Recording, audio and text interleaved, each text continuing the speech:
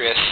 Just picked out a couple of forehands that we hit this morning, and I'll tell you what. I looked at these, and I was just really impressed. These forehands look good. These ground strokes are really good.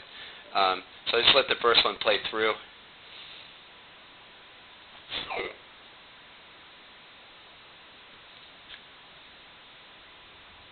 Oh, it's good, man.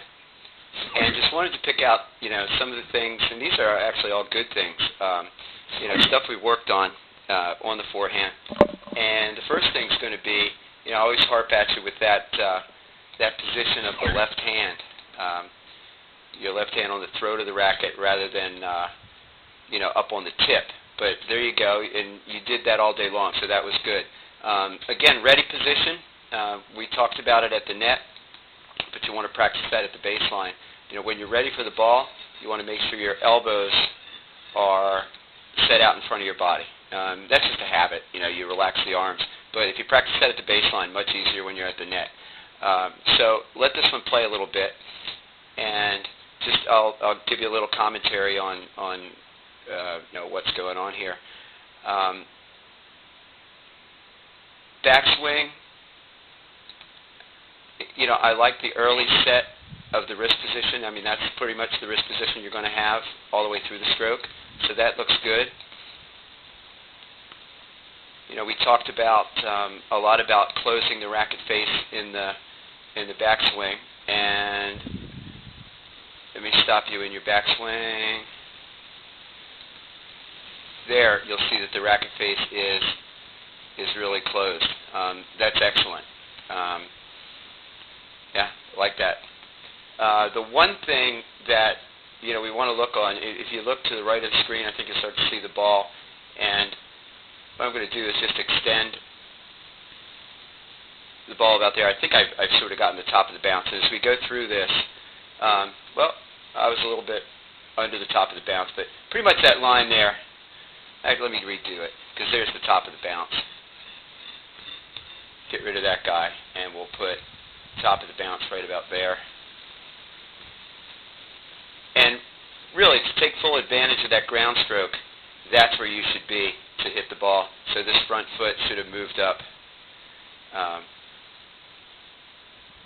to about there, and you'd be hitting the ball right in the middle of your chest, which should be your power zone. But anyway, let's watch the ball now. And if I do this to the ball as we progress it through frame by frame.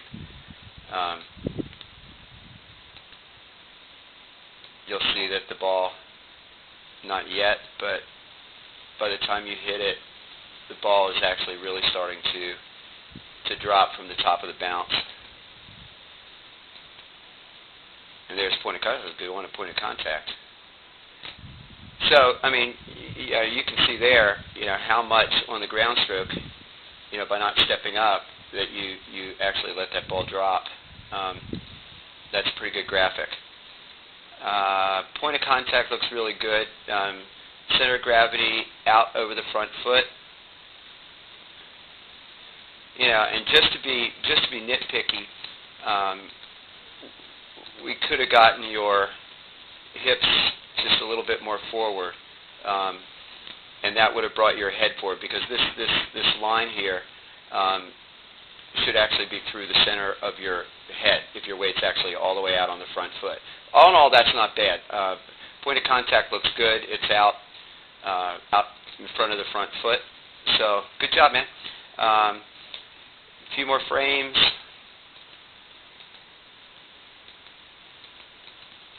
Elbow up, that's good. Nice vertical follow through. You didn't remember you had trouble with rolling that racket over in the follow through to sort of cover the ball, but you didn't do it there. And if we get your center of gravity here, here's the thing that is just your habit. And I looked at all your forehands, and you do it on every one. Object now is your finish the stroke, your balance. You want to get your feet back around square. But if you watch what happens to you, and I got your center of gravity, as you start to recover, so your weight rolls backwards onto that back foot, and you can see your center of gravity, falling backwards there. If you happen to start back a little bit before you hit the ball, it's not going to be a good thing. All in all, though, good job, man.